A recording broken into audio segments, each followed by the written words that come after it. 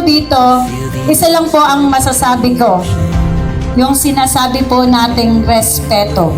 Respeto, sakripisyo, malasakit, at pagmamahal, pagbati na may kasamang ngiti. Sinasabi ko po, yung sakripisyo. Kayong lahat ay nagsasakripisyo. Sa pagpasok sa umaga, gigising ng umaga, iiwan nyo ang mga anak nyo, sakripisyo ko ang tawag doon. Ang pinunta ko dito, pagtrabaho sa mamamayan.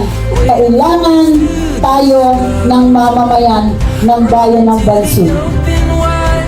Where dreamers come alive, we can see a new horizon, we can feel adventure calling, step out on the open road, into the great unknown, here we go.